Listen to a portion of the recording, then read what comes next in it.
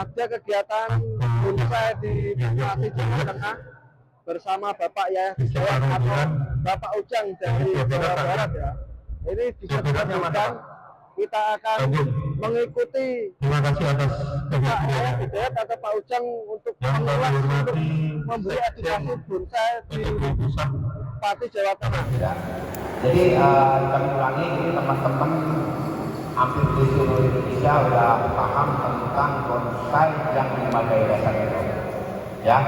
Karena itu sebagai modal basic dari pohon untuk kita melangkah selanjutnya, Pak. Ya kan? Nah ini kalau nggak ada apa-apa. Jadi ini suatu modal buat teman-teman. Kita harus mengenal dulu basic dari bonsai. Beda dengan Cina, Pak. Kalau Cina itu lebih cenderung ke nuansa alam, Pak. Nuansa alam itu ini. Kayak kita mengambil satu suntikan pemandangan yang kita tuangkan dalam sebuah wadah yang kecil, itu Cina, Pak. Tapi kalau bonsai, memang itu penuh aturan untuk basicnya. Nah, rata-rata di Indonesia itu orang lebih, bukan Indonesia, Pak.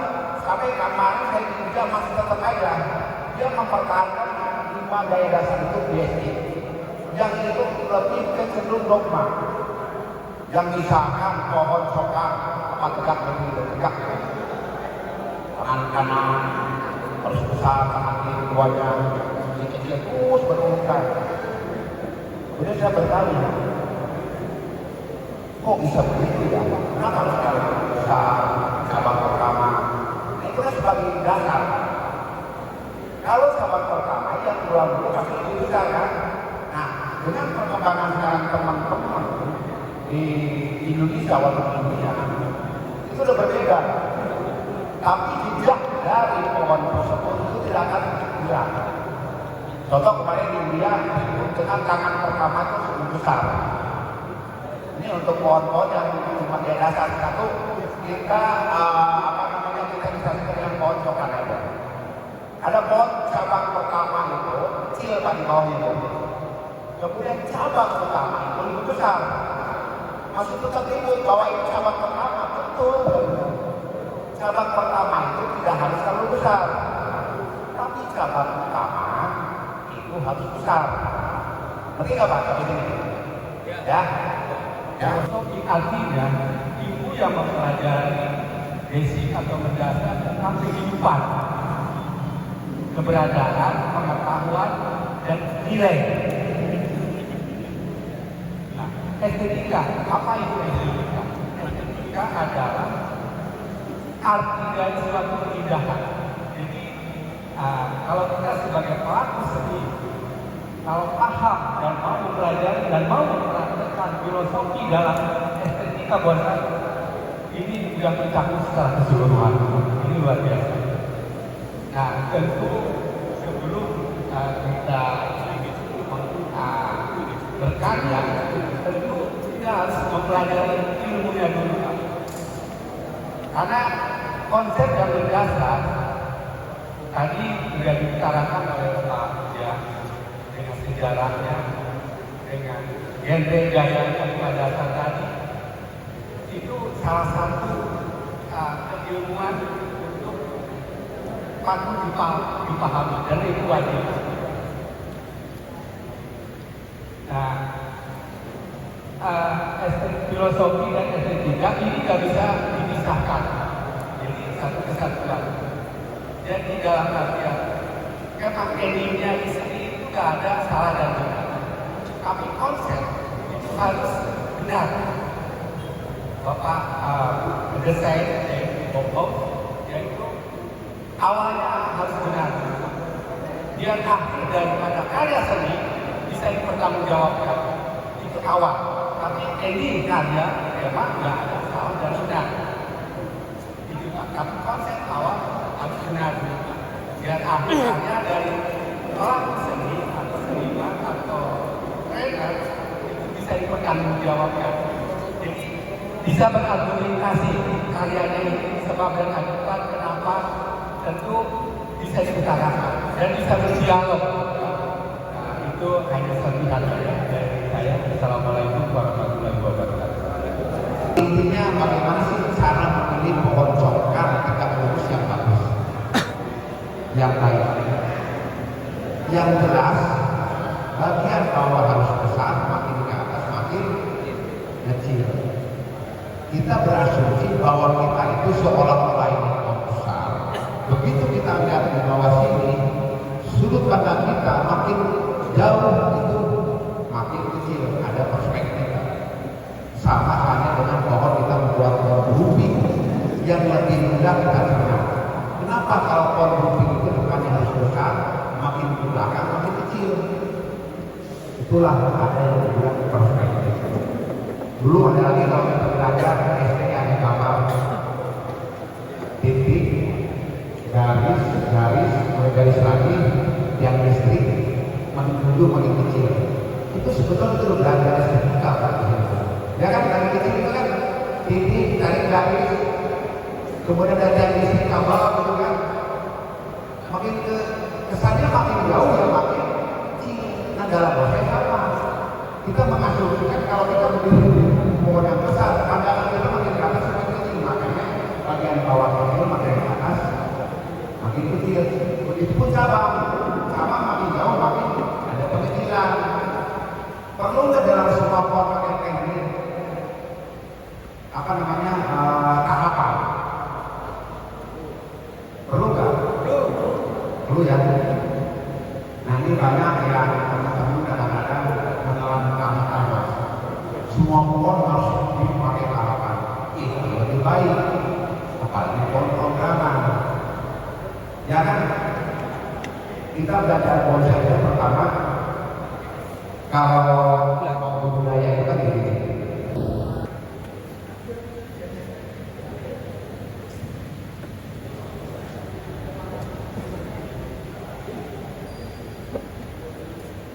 Ini punya bahan daunnya kayak kursi lah. Biasanya kan satu dulu yang keluarin ya, kayak bisa itu ke atas, dia akan datang ya. Apalagi sekarang itu dibangun satu cabang di sini untuk menutup luka ini. Begitu kita udah besar, kita akan di sini, kita akan di sini, ya. Jadi pohon informal. Nah itu tahapan bikin batang. Kenapa perlu tahapan batang? Dengan proses waktu 3 tahap itu nanti akan terbentuk juga dengan sendirinya pohon-pohon terkesan lebih tua. Coba kalau masuk dari alam batang pohon yang belum kayak tadi enak nggak ya? Itu akan menimbulkan karakter pohon juga. Ini kalau saya kemarin ini pohonnya seledri anaknya sih campur. Dalam bonsai terus ditegaskan kalau yang berzina. Nah ini ada case kalau kita kembali ke bentuk dasar dari bonsai. Case itu yang dominan yang besarnya itu yang ke bawah, judulnya dulu. Baru nanti mahkota yang lain. Ini pohon mestinya perpaduan gaya sebetulnya, slanting dan exposure ambil akar. Kalau zaman dulu ini dapat nilai Pak. Dapat nilai yang ini itu kaki ini bakal ini di sini gitu. Ya. Karena kita masih pemahaman ke bonsai teks. Nah sekarang kita apresiasi ini kok bagus. Hanya saya di sini panjangan. Kalau saya bikin slide itu pemilih cukup segini kalau saya bilang. Ini yang depan di atas. Kalau kan naikin lagi dengan risiko. Tidak terlalu berat gitu Pak ya. Nah ini kalau saya segini. Jadi pohon kita perlu slanting. Ya. Jadi terkadang kalau kita dengar banyak itu keren, belum tentu. Kadang-kadang juga mengganggu. Ya kan? Wah, saking pengen kerennya, saya bikin di sini panjang Pak. Masukkan di sini. Keren sih sebenarnya. Cuman logis enggak gitu.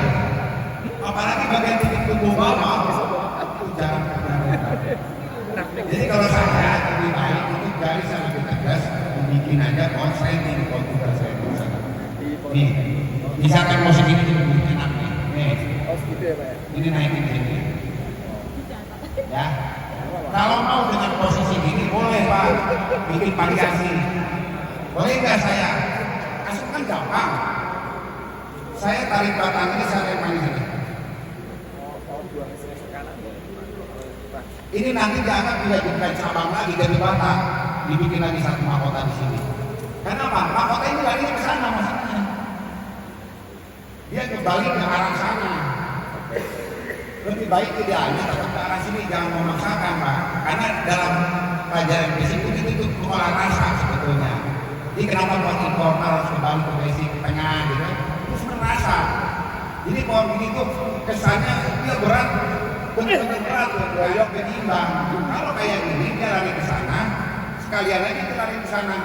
Tinggal ganti pot nanti yang cocok. Jadi kan variasi di sini bukan lagi. Bahwa ini nanti akan saya jelaskan. Senimannya ini saya ingin memasuki sebagai batang dan cabang yang akan membentuk sebuah mahkota, gayanya lebih bervariasi. Kalau untuk ini saya tinggal potong segini, mahkotanya arah ke sana gitu. Jangan tetap miring tapi jangan terlalu ke sana juga, tetap tidak masuk dalam tapi jangan balik ke sini jangan. Nah ini karakternya pohon ini udah lama pasti kelihatan mulai pohon. Nah kayak asal itu kan waktu dari sini sebetulnya. Dan tahu. Ini hanya ini tinggal aja Mas. Tinggal kita mau potong segini, yang dibesarin, yang kecil. Jadi ini istilahnya ada pengerucutan atau apa kalau di sini? Ngepet. Kenapa buat saya harus ngepet atau pengerucutan? Artinya kalau menurut ilmu perspektif dia udah dapat 4 optik, 4 perspektif, 4 sudut pandang. Artinya jarak dekat, pandangan dekat, sedang, jauh, jauh sekali. Jadi kalau secara flow dan dasar ini sudah mendapat 4 optik. Cuman ini ada kekurangan yang di sini antara perkembangan ini. Nah ini. Nah, untuk lebih tegas lagi, jadi jangan ragu, ini ada keraguan. Apakah ini mau ditonjolkan atau tidak? Nah, kalau lebih dominan sebagai cabang sama di interest, ini lebih banyak.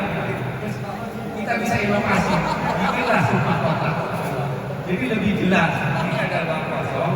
Nah, dalam suatu ruang kosong, artinya bukan kosong itu tidak ada arti. Karena ruang itu ada menilai kedalaman isi.